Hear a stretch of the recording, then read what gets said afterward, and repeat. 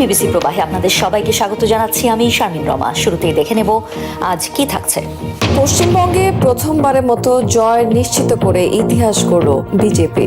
সর্বশেষ তথ্য মতে বিধানসভা নির্বাচনে এখন পর্যন্ত অন্তত 203টি আসনে জয় নিশ্চিত করেছে নরেন্দ্র মোদীর গেরুয়া শিবির, যেখানে সরকার গঠনের ম্যাজিক ফিগার 148। অন্যদিকে তৃণমূল কংগ্রেস এগিয়ে 81টিতে। রাজ্যের বিভিন্ন স্থানে আনন্দ ইতিমধ্যেই উদযাপন শুরু করেছে গেরুয়া শিবিরের কর্মী সমর্থকরা। চলছে উৎসব, গেরুয়া রঙের ছড়াছড়ি পুরো পশ্চিমবঙ্গে। সর্বশেষ তথ্যানুযায়ী 293 আসনের মধ্যে 208 আসনে এগিয়ে বিজেপি। সরকার গঠনের ম্যাজিক ফিগার 148 ছাড়িয়েছে বহু আগেই। ধারণা করা হচ্ছে 2 শতাধিক আসনে জয়লাভ করবে বিজেপি। भारत की राजनीति में एक और बड़ा बदलाव देख रहे हैं। আজকে আমরা ভারতের রাজনীতিতে আরো একটি ঐতিহাসিক পরিবর্তনের সাক্ষী হচ্ছি। বর্তমানে ভারতে এমন একটি রাজ্যও নেই যেখানে কমিউনিস্ট পার্টির সরকার বহাল আছে। এটা শুধু ক্ষমতার পালাবদল নয়, এটি পুরো মতাদর্শের পরিবর্তন। की सरकार हो। পশ্চিমবঙ্গের নির্বাচনী প্রতিদ্বন্দ্বিতায় এগিয়ে রয়েছেন বেশ কয়েকজন হেভিওয়েট প্রার্থী। হাড্ডাহাড্ডি লড়াইয়ের পর নিজ নিজ কেন্দ্র ভবানীপুর ও নন্দীগ্রাম থেকে এগিয়ে আছেন মমতা বন্দ্যোপাধ্যায় ও শুভেন্দু অধিকারী। আসানসোল দক্ষিণে জয় পেয়েছেন বিজেপি প্রার্থী অগ্নিমিত্রা পাল। এদিকে পানিহাটিতে 22,000-এরও বেশি ভোটে জয়ী বিজেপির রত্না পাল। জোড়াফুল আর পদ্মফুলের হাড্ডাহাড্ডি লড়াইয়ে দীর্ঘ 15 বছর পর পতন ঘটল তৃণমূল কংগ্রেসের। শেষ পর্যন্ত পশ্চিমবঙ্গে বিজয়ের নিশান উড়ালো বিজেপি। নিজ আসনেই ধরাশায়ী হলেন পশ্চিমবঙ্গের তৃণমূল নেত্রী মমতা ব্যানার্জি। বিপুল ভোটে হারলেন প্রতিপক্ষ বিজেপি নেতা শুভেন্দু অধিকারীর কাছে। ভবানীপুর আসনে ভোটের 20 রাউন্ড গণনা শেষে 15,114 ভোটে শুভেন্দু অধিকারীর কাছে ভরাডুবি হল মমতা ব্যানার্জির। এর আগে ওই আসনে ভোট গণনায় কারচুপি হয়েছে বলে অভিযোগ করেছিলেন তিনি। নিজেই উপস্থিত হন ওই আসনের ভোট গণনার সময়। ভোট গণনা শেষে শুভেন্দু অধিকারী পেয়েছেন 73,463 ভোট। অন্যদিকে 58,349 ভোট পেয়ে বিপুল ব্যবধানে হেরে গেলেন তৃণমূল এই নেত্রী। জয়লাভের পর প্রধানমন্ত্রী নরেন্দ্র মোদী এবং স্বরাষ্ট্রমন্ত্রী অমিত শাহকে ধন্যবাদ জানিয়েছেন শুভেন্দু। বিজেপির বিরুদ্ধে 100-রও বেশি ভোট চুরির অভিযোগ এনেছেন মমতা ব্যানার্জি। নির্বাচন কমিশনের বিরুদ্ধে কঠোর গলায় ক্ষোভ ঝেড়েছেন তৃণমূলের নেত্রী। 100-র বেশি আসনে ভোট চুরি করেছে বিজেপি। নির্বাচন কমিশন এই মুহূর্তে বিজেপি কমিশনে পরিণত হয়েছে। আমি সিও এবং মনোজ আগরওয়ালকে অভিযোগ জানিয়েছি, কিন্তু এ বিষয়ে তারা কোনো পদক্ষেপ নিচ্ছে না। এটি একটি অনৈতিক জয়। শূন্য থেকে চূড়ায় পশ্চিমবঙ্গের রাজনীতিতে নাটকীয় এক উত্থান বিজেপির। মাত্র 1 দশক আগেও যে দলটি রাজ্যের বিধানসভা নির্বাচনে আসন পেয়েছিল মাত্র 3টি, এবার তাদের দখলেই বাংলা। ধর্মভিত্তিক রাজনীতির জন্য সমালোচিত বিজেপি এই দলটি এখন এক সময়ের জোট শরিক তৃণমূল কংগ্রেসকে হারিয়ে 30% মুসলিম বাসিন্দাদের পশ্চিমবঙ্গে পেয়েছে সংখ্যাগরিষ্ঠতা। বিভিন্ন সময় ভারত শাসন করলেও পশ্চিমবঙ্গে দীর্ঘ সময় প্রায় অস্তিত্বহীন ছিল বিজেপি। বাংলায় বিজেপির উত্থানের গল্প মাত্র 10 বছরের। 2016 সালের বিধানসভা নির্বাচনে দলটি পায় 3টি আসন। 2021-এ যেটি বেড়ে দাঁড়ায় 77-এ। বিজেপির এই সাফল্য সে সময় তাদের পরিণত করে বাংলার প্রধান বিরোধী দলে। পশ্চিমবঙ্গে বিজেপির এই উত্থানের প্রমাণ মেলে 2019 সালের লোকসভা নির্বাচনেও। দলটি জয় পায় 18টি আসনে, আদায় করে নেয় প্রায় 40% ভোট। মুসলিম বিরোধী অবস্থানের জন্য বরাবরই সমালোচিত বিজেপি ধর্মকে ব্যবহার করে হিন্দু ভোটারদের একত্রিত করার কৌশল কাজে লাগিয়ে অনেক রাজ্যেই সাফল্য পায় দলটি। বাংলাতেও তাদের ছিল একই কৌশল। সেই কৌশলেই এবার বাজিমাত করল দলটি। বলা হচ্ছে বিজেপির এই উত্থানের পেছনে গুরুত্বপূর্ণ ভূমিকা রয়েছে ধর্মীয় মেরুকরণ আর তৃণমূল সরকারের দুর্নীতির বিস্তর অভিযোগ। হিন্দুদের ভোট টানতে বাংলাদেশে অনুপ্রবেশকারীদের বিরুদ্ধেও কঠোর অবস্থান নেন রাজ্য বিজেপির নেতারা। এছাড়া ক্ষমতাসীনদের রোষানল থেকে বাঁচতে বাম ভোটারদের বড় একটি অংশই বিজেপিতে যোগ দিয়েছে বলে মত বিশ্লেষকদের। সমালোচকরা বলছেন শুধু জনমত নয়, নির্বাচন কেন্দ্রিক প্রশাসনিক নানা পদক্ষেপ কাজ করেছে বিজেপির পক্ষে। নির্বাচনের আগে বিতর্কিত এসআইআর এর মাধ্যমে লাখ লাখ মুসলিম ভোটারকে বাদ দিয়ে দুর্বল করা হয়েছে মমতা ব্যানার্জির সংখ্যালঘু ভোট ব্যাংক। আর ভোট আয়োজন ঘিরে আইন শৃঙ্খলা বাহিনীর বিপুল উপস্থিতিও জন্ম দিয়েছে নানা আলোচনা। সব দিক বিবেচনায় বিশ্লেষকরা বলছেন পশ্চিমবঙ্গে নির্বাচন শুধু রাজ্য নয়, পুরো ভারতে হিন্দুত্ববাদী বিজেপির রাজনীতিকে আরও উজ্জীবিত করবে। দেশি বিদেশি বিনিয়োগকারীদের আকৃষ্ট করতে প্রকল্প অনুমোদন প্রক্রিয়া সহজ করার নির্দেশ দিয়েছেন প্রধানমন্ত্রী তারেক রহমান। পাশাপাশি দীর্ঘদিন ধরেই বন্ধ থাকা সরকারি কলকারখানাগুলোতে আগ্রহী বিনিয়োগকারীদের প্রয়োজনীয় সহযোগিতা দেওয়ারও আশ্বাস দিয়েছেন তিনি।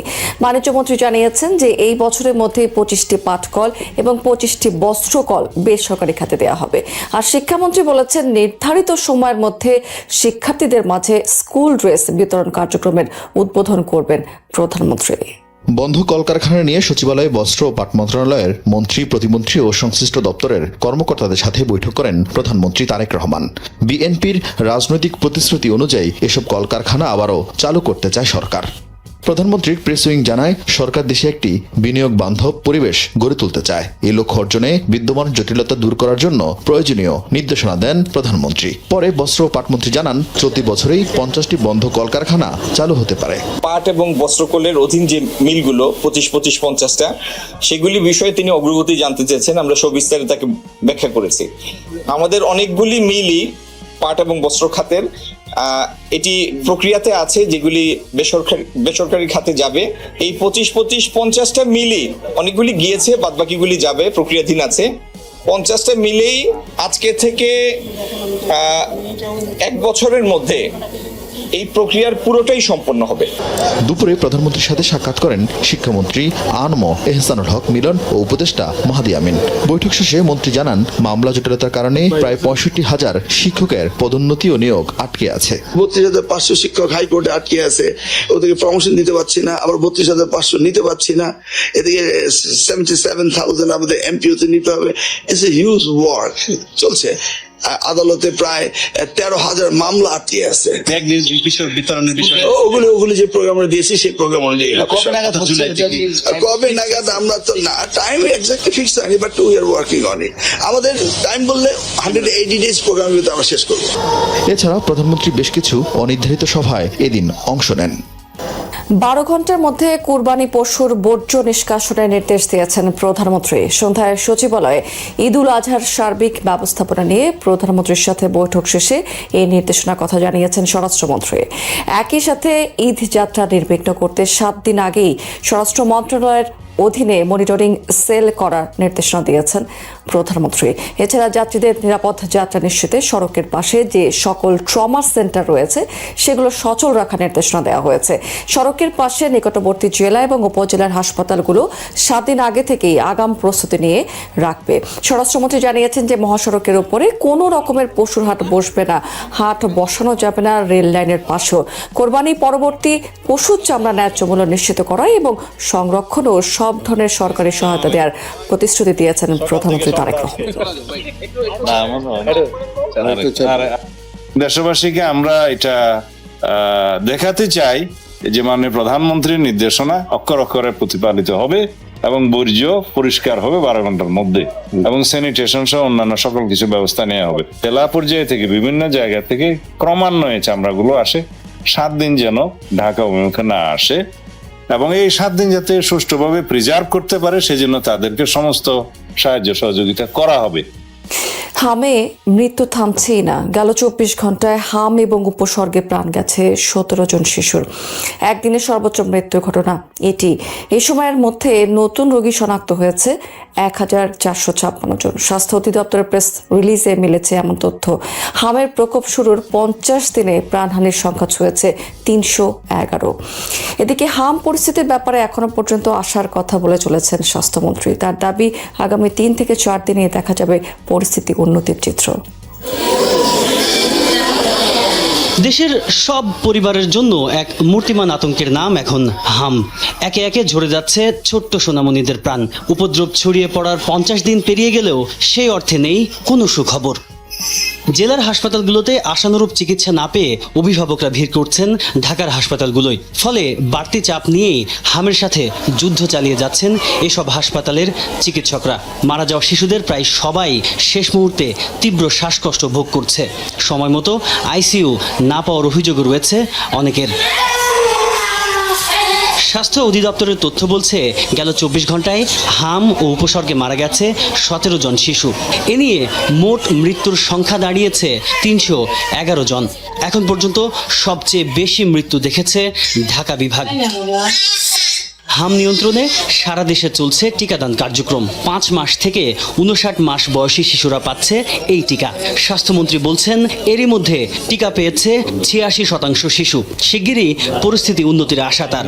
যখন সবগুলি জেলা হাসপাতালে আইসিইউ ইউনিট হতে পারবে তখন গিয়ে কিন্তু এই প্রেশারটা থাকবে না। আর একটা জিনিস হলো আরও যে রোগীর সংখ্যাটা বাড়ছে, কারণ আমরা যে ভ্যাকসিনেশনটা করে যাচ্ছি, অ্যান্টিবডি ক্রিয়েট হইতে 3 উইকস টাইম লাগে। ওই সময়টা তো আমরা এখনো পাই না, আরও 4-5 দিন যাবে এই ধাক্কাটা। আশা করি এরপরে ইট উইল কাম ডাউন। রাজধানীর বনানীতে এক অনুষ্ঠানে যোগ দিয়ে মন্ত্রী জানান মৃত্যুর সবচেয়ে বড় কারণ নিউমোনিয়া। মৃত্যুর কারণ তো নিউমোনিয়া, শ্বাসকষ্ট যেটা হচ্ছে, লাঙে অক্সিজেন নিতে পারে না অনেক কেসে। মানে এমন হয় যে আপনি ভেন্টিলেটর, নিউনেটাল ভেন্টিলেটর সাপোর্ট দিলেও আপনি রুগী বাঁচাইতে পারবেন না, কারণ লাং এমন ড্যামেজ হয়ে অনেক রুগী আছে। আমার দেখা একটা রুগী আছে যেটা মেডিকেলে কিছুদিন আগে আসছিল, সাপোর্ট দিয়েও তাকে পারা যাচ্ছে না, কারণ লাং একেবারে বসে গিয়েছে মানে নিউমোনিয়া থেকে। এই ধরনের কেস তো মানে আল্লাহ না বাঁচালে ডাক্তাররা বাঁচাইতে পারবেন না। জেলা সদরের হাসপাতালগুলোতে আইসিইউ সেবা নিশ্চিত করা গেলে মৃত্যু কমানো যেত বলে মত সর্দার সাখাওয়াত হোসেনের। পরিস্থিতি উত্তরণে সরকারের আন্তরিকতার কোনো ঘাটতি নেই বলেও দাবি স্বাস্থ্যমন্ত্রীর। এখন থেকে নগর স্বাস্থ্যসেবা কেন্দ্রের দায়িত্ব স্বাস্থ্য মন্ত্রণালয়ের। স্থানীয় সরকার মন্ত্রণালয় থেকে 192টি স্বাস্থ্যসেবা কেন্দ্র হস্তান্তরের সিদ্ধান্ত চূড়ান্ত করা হয়েছে। রোববার স্থানীয় সরকার মন্ত্রণালয়ের এক চিঠিতে এই সিদ্ধান্তের কথা জানানো হয়েছে। তার আগে সম্মতি নেওয়া হয় প্রধানমন্ত্রীর। দেশে 12টি সিটি কর্পোরেশন এবং 23টি পৌরসভায় 192টি নগর স্বাস্থ্যসেবা কেন্দ্র রয়েছে। প্রাথমিক স্বাস্থ্যসেবার পাশাপাশি নানা ধরনের সেবা দেওয়া হয়, তবে কাঙ্ক্ষিত সেবা দানে পিছিয়ে ছিল কেন্দ্রগুলো। নতুন এই সিদ্ধান্তের ফলে মান বাড়বে সেবার, তবে এই নিয়ে নীতিমালা তৈরি, বেতন কাঠামো নির্ধারণ সহ নানা ধরনের জটিলতা এখনো পর্যন্ত কাটেনি। সেবা কেন্দ্রগুলোকে হস্তান্তর করা হচ্ছে সিভিল সার্জনদের কাছে। এখন থেকে এগুলো পরিচালনার পুরো দায়িত্ব স্বাস্থ্যসেবা বিভাগের। ম্যানেজারিয়াল যে সিস্টেম বা ম্যানেজারিয়াল যে নলেজটা, এটাও স্বাস্থ্য মন্ত্রণালয় অনেক বেশি। এই জন্য আমরা মনে করি যে আসলে এগুলো স্বাস্থ্য মন্ত্রণালয় বা স্বাস্থ্যের অধীনেই থাকা উচিত। আর একটা কথা হচ্ছে আরবানকে সম্মান রেখে বলছি, ওনারা দীর্ঘদিন চালিয়েছে সেন্টারগুলো, তবে খুব একটা আপগ্রেডেশন যে এতদিনে করতে পেরেছে তা কিন্তু না। এই জন্যই আসলে মেইনলি মাননীয় প্রধানমন্ত্রী এই সিদ্ধান্তটা নিয়েছে যে স্বাস্থ্য ব্যবস্থাটাকে একটা সিঙ্গেল আমব্রেলার অধীনে নিয়ে আসার জন্য। রাঙামাটিতে জেলা ছাত্র দলের কমিটি গঠনকে কেন্দ্র করে 2 গ্রুপের মধ্যে সংঘর্ষের ঘটনায় 144 ধারা জারি করা হয়েছে। দুপুরে শহরের বিএনপি অফিস সহ বিভিন্ন স্থানে দফায় দফায় সংঘর্ষ হয়। প্রত্যক্ষদর্শীরা জানিয়েছে কমিটি গঠন নিয়ে বিরোধের জেরে ছাত্র দলের 2টি পক্ষ মুখোমুখি অবস্থান নেয়। এক পর্যায়ে উভয় পক্ষের মধ্যে ধাওয়া পাল্টা ধাওয়া এবং ইট পাটকেল নিক্ষেপ শুরু হলে শহরে আতঙ্ক ছড়িয়ে পড়ে। এ সময় আহত হয় সেখানে অন্তত 10 জন। পরিস্থিতির অবনতি হলে রাঙামাটি পৌরসভা এলাকা, কাঁঠালতলী এবং বনরূপা এলাকাতে 144 ধারা জারি করে স্থানীয় প্রশাসন। এদিকে বান্দরবানেও নতুন কমিটি গঠনকে কেন্দ্র করে বিক্ষোভ করেছে ছাত্রদলের নেতাকর্মীরা। সকালে শহরের ট্রাফিক মোড়ের প্রধান সড়কে টায়ার জ্বালিয়ে সড়ক অবরোধ করে এই প্রতিবাদ কর্মসূচি পালন করা হয়। বিক্ষোভকারীরা জানিয়েছে যে সদ্য ঘোষিত কমিটিতে ত্যাগী এবং দীর্ঘদিনের পরীক্ষিত নেতাকর্মীদের মূল্যায়ন করা হয়নি। এ সময় খুব দ্রুত কমিটি বাতিল করে প্রধানমন্ত্রীর কাছে পুনর্গঠনের দাবি জানিয়েছে নেতাকর্মীরা। পরিস্থিতি নিয়ন্ত্রণে ঘটনাস্থলে যান আইন শৃঙ্খলা রক্ষাকারী বাহিনীর সদস্যরা। হবিগঞ্জে ফুটবল খেলাকে কেন্দ্র করে 2 পক্ষের সংঘর্ষে 20 জন আহত হয়েছেন। বিকেলে সদরের রিচি গ্রামে এই ঘটনাটি ঘটেছে। স্থানীয়রা জানিয়েছে যে অগ্নিকণা এবং ঈশানকোনা 2 এলাকার মধ্যে ফুটবল খেলাকে কেন্দ্র করে কথা কাটাকাটি হয়। এক পর্যায়ে তা সংঘর্ষের রূপ নেয়। দেশীয় অস্ত্র নিয়ে সংঘাতে জড়িয়ে পড়ে 2 পক্ষই। এ সময় উভয় পক্ষের অন্তত 20 জন আহত হয়েছে। আতঙ্ক ছড়িয়ে পড়ে এলাকা জুড়ে। পরে পুলিশ ঘটনাস্থলে গিয়ে পরিস্থিতি নিয়ন্ত্রণে আনে। আহতদের হাসপাতালে ভর্তি করা হয়েছে। ইরান ইস্যুতে যুক্তরাষ্ট্রের সঙ্গে জার্মানির দ্বন্দ্ব এখন চরমে পৌঁছেছে। রীতিমতো বাকযুদ্ধে জড়িয়ে পড়েছেন মার্কিন প্রেসিডেন্ট ডোনাল্ড ট্রাম্প ও জার্মান চ্যান্সেলর ফ্রিডরিখ মের্জ। সুযোগ বুঝে খোঁচা দিতে ছাড়ছেন না একে অন্যকে। এই যেমন এবার যুক্তরাষ্ট্রের টমাহক ক্রুজ ক্ষেপণাস্ত্রের মজুত নিয়ে ট্রাম্পকে খোঁচা দিয়েছেন মের্জ। ইরান যুক্তরাষ্ট্রকে আলোচনার জন্য পাকিস্তানে ডেকে নিয়ে চুক্তি ছাড়াই ফেরত পাঠিয়ে পুরো মার্কিন জাতিকে অপমান করেছে। জার্মান চ্যান্সেলরের এমন মন্তব্যের পর দেশটিতে থাকা 5,000-এরও বেশি মার্কিন সেনা প্রত্যাহারের ঘোষণা দেন ট্রাম্প। জানিয়ে এবার মুখ খুলেছেন মের্জ। তার ভাষ্য, এটি নতুন কিছু নয়। বাইডেন প্রশাসনের সময় অস্থায়ীভাবে এই সেনাদের মোতায়েন করা হয়েছিল এবং অনেকদিন ধরেই আলোচনায় ছিল তাদের ফিরিয়ে নেওয়ার বিষয়টি, যা এখন কিছুটা বাড়িয়ে বলা হচ্ছে। তৎকালীন মার্কিন প্রেসিডেন্ট জো বাইডেন 2024 সালে জার্মানিকে টমাহক ক্রুজ ক্ষেপণাস্ত্র দেওয়ার প্রতিশ্রুতি দিয়েছিলেন। সে সময় বলা হয়েছিল এসব ক্ষেপণাস্ত্র রাশিয়া পর্যন্ত পৌঁছাতে সক্ষম, যা ইউরোপকে নিরাপত্তা দেবে। যতক্ষণ না ইউরোপ এ ধরনের উন্নত ক্ষেপণাস্ত্র তৈরি করছে, ততক্ষণ পর্যন্ত জার্মানির প্রতিরক্ষা সক্ষমতা বাড়ানোর জন্য এগুলো মোতায়েন থাকবে। কিন্তু এখন জানা যাচ্ছে আপাতত জার্মানিকে টমাহক ক্রুজ ক্ষেপণাস্ত্র মোতায়েন করবে না ওয়াশিংটন, যা নিয়েও ট্রাম্প প্রশাসনকে খোঁচা দিয়েছেন মের্জ। জার্মান চ্যান্সেলর বলেন, এই মুহূর্তে আমেরিকানদের নিজেদের জন্যই পর্যাপ্ত অস্ত্র নেই। তাছাড়া যুক্তরাষ্ট্র এখন এই ধরনের অস্ত্র সরবরাহ করার মতো পরিস্থিতিতেও নেই। সম্প্রতি ইরান ইস্যুতে যুক্তরাষ্ট্রের নীতি নিয়েও কঠোর সমালোচনা করেছেন মের্জ। ট্রাম্প প্রশাসনের ভুল নীতির কারণে জার্মানিকে যে অর্থনৈতিকভাবে ক্ষতিগ্রস্ত হতে হচ্ছে সেটিও জানিয়েছিলেন তিনি। আর এতেই তেলে বেগুনে জ্বলে ওঠেন ট্রাম্প। মের্জের উপর ক্ষোভ ঝেড়ে ট্রাম্প বলেন, অবাক হওয়ার কিছু নেই, কেননা জার্মানি অর্থনীতি সহ সব দিক দিয়েই খুব খারাপ। মের্জ চ্যান্সেলর হিসেবে খুব খারাপ কাজ করছেন। রাশিয়া ইউক্রেন যুদ্ধেও তিনি কার্যকর নন। এদিকে ইরান নীতি নিয়ে ট্রাম্পের কৌশলের সমালোচনা করলেও ওয়াশিংটনের টমাহক ক্ষেপণাস্ত্র মোতায়েন না করার সিদ্ধান্ত সাম্প্রতিক দ্বন্দ্বের ফল নয় বলে জানিয়েছেন মের্জ। তিনি বলেন, ন্যাটো জোটে আমেরিকাই আমাদের সবচেয়ে গুরুত্বপূর্ণ অংশীদার, তাই ট্রাম্পের সঙ্গে কাজ করার চেষ্টা আমি ছাড়ছি না। ইরানের ওপর আঘাত করলে এর পরিণতি কি হয়, এই কদিনে গোটা বিশ্বই তা টের পেয়েছে। হরমুজ প্রণালী বন্ধ করে দিয়ে বিশ্ব অর্থনীতিতে এক বড় পরিবর্তন ঘটিয়ে ফেলেছে ইরান, যা এখন গলার কাটা হয়ে ভোগাচ্ছে মার্কিন প্রেসিডেন্ট ডোনাল্ড ট্রাম্পকে। নৌ অবরোধে কাজ না হওয়ায় এখন হরমুজে আটকে পড়া জাহাজগুলোকে পার করতে প্রজেক্ট ফ্রিডম পরিকল্পনা হাতে নিয়েছেন তিনি, যার আওতায় হরমুজে আটকে পড়া জাহাজগুলোকে নিরাপত্তা দিয়ে পার করে দেবে মার্কিন নৌবাহিনী। কিন্তু প্রশ্ন হলো, এই সক্ষমতা কি আছে যুক্তরাষ্ট্রের? ইরান কি যুক্তরাষ্ট্রকে হরমুজের নিয়ন্ত্রণ নিতে দেবে?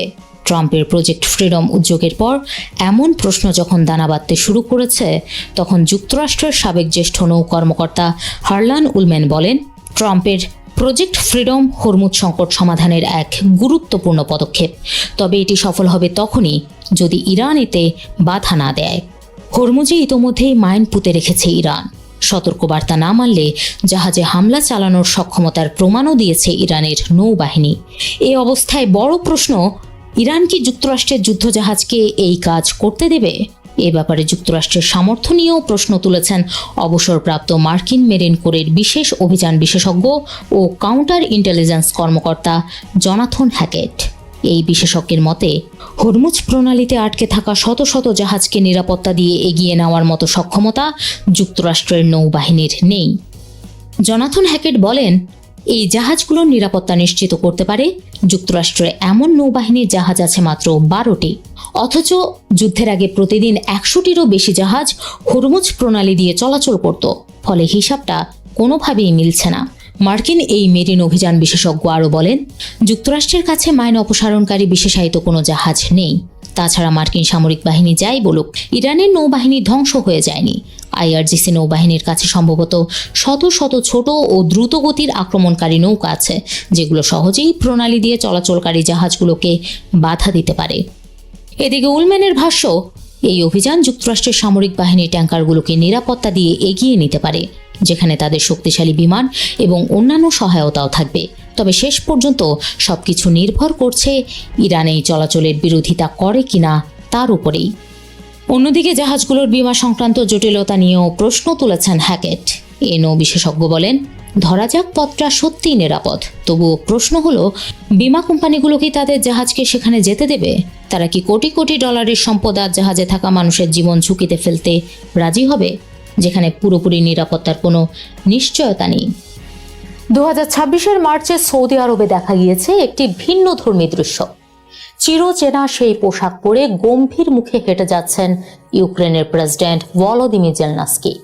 সৌদি আরব সফরের এই দৃশ্যটি জন্ম দিয়েছে এক অদ্ভুত সমীকরণের। যে সময়ে মধ্যপ্রাচ্যে ইসরায়েল আর ইরানের যুদ্ধ নিয়ে বিশ্ব রাজনীতি তোলপাড়, ঠিক সেই মুহূর্তে জেলনাস্কির এই উপসাগরীয় সফর চমকে দিয়েছিল অনেককেই। ইউক্রেন রাশিয়া যুদ্ধের মাঝে জেলনাস্কি কেন ছুটেছিলেন মধ্যপ্রাচ্যে? প্রথম দেখায় মনে হতে পারে মধ্যপ্রাচ্যের সংঘাত ইউক্রেনের জন্য কেবলই বড় এক দুঃসংবাদ, কারণ এতে বিশ্বের মনোযোগ কিয়েভ থেকে সরে তেহরান আর তেল আবিবের দিকে গেছে। কিন্তু প্রেসিডেন্ট জেলনাস্কি এই সংকটকেই পরিণত করেছেন বিরাট সুযোগে। যুদ্ধের ময়দানে রাশিয়ার ড্রোন হামলা ঠেকাতে ইউক্রেন এখন ড্রোন প্রযুক্তিতে বিশ্বের অন্যতম অভিজ্ঞ একটি দেশে পরিণত হয়েছে। আর এই সামরিক দক্ষতাকে ইউক্রেন কাজে লাগাচ্ছে কূটনীতি আর বাণিজ্যের হাতিয়ার হিসেবে। সম্প্রতি ইরান ও ইরান সমর্থিত গোষ্ঠীগুলোর ক্ষেপণাস্ত্র ও ড্রোন হামলার শিকার হয়েছে সৌদি আরব, সংযুক্ত আরব আমিরাত এবং কাতার। ঠিক এই সময়েই জেলনাস্কি উপসাগরীয় এই ধনী দেশগুলোর সঙ্গে ড্রোন প্রযুক্তি এবং অভিজ্ঞতা বিনিময়ের চুক্তি সই করেন। জেলনাস্কির লক্ষ্য পরিষ্কার, নিজেদের ড্রোন অভিজ্ঞতা দিয়ে এই দেশগুলোর প্রতিরক্ষা মজবুত করা, আর বিনিময়ে তাদের কাছ থেকে বিপুল পরিমাণ অর্থ ও প্রতিরক্ষা সহায়তা আদায় করে নেওয়া। ইরান সংকটের কারণে রাশিয়ার তেলের ওপর থেকে মার্কিন নিষেধাজ্ঞা কিছুটা শিথিল হয়েছে এবং বেড়েছে তেলের দামও। এতে ফুলে ফেপে ওঠার কথা ছিল মস্কোর যুদ্ধ তহবিল, কিন্তু জেলনাস্কি এখানেই খেললেন অন্য এক চাল।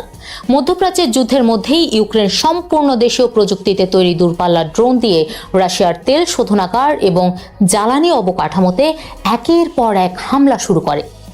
মার্কিন নিষেধাজ্ঞা শিথিল হওয়ায় মস্কোর তেল রাজস্ব যেখানে প্রায় 2.5 গুণ বেড়ে গিয়েছিল, ঠিক তার পরের সপ্তাহেই ইউক্রেনের ড্রোন হামলায় রাশিয়ার তেল বিক্রি থেকে আয় কমে যায় প্রায় $1 বিলিয়ন। ইউক্রেনের জন্য আরও একটি বড় স্বস্তি এসেছে ইউরোপ থেকে। দীর্ঘদিন ধরে ঝুলে থাকা ইউর 90 বিলিয়ন ইউরোর বিশাল ঋণ অবশেষে পাচ্ছে কিয়েভ। এর পেছনেও পরোক্ষভাবে কাজ করেছে মধ্যপ্রাচ্যের যুদ্ধ। এই যুদ্ধের প্রভাবে ইউরোপে জ্বালানির দাম বেড়ে যাওয়ায় সাধারণ মানুষ ক্ষুব্ধ হয়ে ওঠে, আর এর চরম মাসুল দিতে হয়েছে হাঙ্গেরির ক্রেমলিনপন্থী প্রধানমন্ত্রী ভিক্টর অরবানকে। গত মাসের নির্বাচনে তিনি বড় ব্যবধানে পরাজিত হন। অরবান ক্ষমতা থেকে সরে যেতেই ইউক্রেনের জন্য এই বিশাল ঋণের পথ পরিষ্কার হয়ে যায়, যা কিয়েভকে আগামী দিনগুলোতে অস্ত্র ও সামরিক সরঞ্জাম তৈরিতে আরও বড় সুবিধা দেবে। ডোনাল্ড ট্রাম্প ক্ষমতায় আসার পর দাবি করেছিলেন তিনি মাত্র 24 ঘন্টায় এই যুদ্ধ বন্ধ করবেন, কিন্তু বাস্তবে চিত্রটা ভিন্ন। ট্রাম্পের 2 প্রধান শান্তিদূত জ্যারেড কুশনার এবং স্টিভ উইটকফ এখন কিয়েভ সফরের বদলে বেশি ব্যস্ত মধ্যপ্রাচ্য নিয়ে। এমনকি উইটকফ এ পর্যন্ত 8 বার মস্কো সফর করেছেন এবং ভ্লাদিমির পুতিনের সঙ্গে বৈঠক করেছেন, কিন্তু কথা দিয়েও কিয়েভ সফর না করাকে জেলনাস্কি সরাসরি অসম্মানজনক বলে উল্লেখ করেছেন। এদিকে ভ্লাদিমির পুতিন যুদ্ধ থামানোর কোনো লক্ষণই দেখাচ্ছেন না। বিশ্ব যখন মধ্যপ্রাচ্যের যুদ্ধ নিয়ে ব্যস্ত, তখন রাশিয়া ইউক্রেনের বেসামরিক অবকাঠামোর ওপর হামলা আরও বাড়িয়েছে। বিশ্লেষকদের মতে রাশিয়ার অর্থনীতি এখন সম্পূর্ণ একটি যুদ্ধকালীন অর্থনীতিতে রূপান্তরিত হয়েছে, তাই সহজে এই যুদ্ধ থেকে পুতিনের পিছু হটার সম্ভাবনা কম। এছাড়া যুদ্ধবিরতি হলেও ভবিষ্যতে ইউক্রেনের নিরাপত্তা কিভাবে নিশ্চিত হবে তা নিয়ে ইউরোপের কোনো দেশই স্পষ্ট গ্যারান্টি দিতে পারছে না। ইউক্রেন ইউরোপীয় ইউনিয়নের সদস্যপদ পাবে কিনা, কিংবা যুদ্ধ থামালে সেখানে পশ্চিমা জোটের সেনারা থাকবে কিনা তা নিয়ে ইউরোপের দেশগুলোর মধ্যেই রয়েছে অনৈক্য। সব মিলিয়ে পরিস্থিতি এখন এক জটিল ধাঁধায় রূপ নিয়েছে। একদিকে জেলনাস্কি মধ্যপ্রাচ্যের যুদ্ধের প্রভাবকে নিজের পক্ষে কাজে লাগিয়ে ড্রোন চুক্তি, অর্থ এবং ইউরোপীয় ঋণ আদায় করে ইউক্রেনের শক্তি বাড়িয়ে চলেছেন। অন্যদিকে মস্কো ও ওয়াশিংটনের মধ্যকার নীরব সমীকরণ শান্তি আলোচনাকে আরও ধোঁয়াশায় ফেলছে। বিশ্ব রাজনীতি যেদিকেই মোড় নিক না কেন, এই সুযোগে জেলনাস্কি তার দেশকে যুদ্ধের ময়দানে যতটা সম্ভব শক্তিশালী করতে চান, যাতে যখনই আলোচনার টেবিল তৈরি হবে তখন যেন কিয়েভ দুর্বল নয়, বরং সমান শক্তিতে মাথা উঁচু করে দাঁড়াতে পারে। সবাইকে শুভকামনা জানিয়ে আমি শারমিন রমাজ এখানে বিদায় নিচ্ছি। ভালো থাকবেন।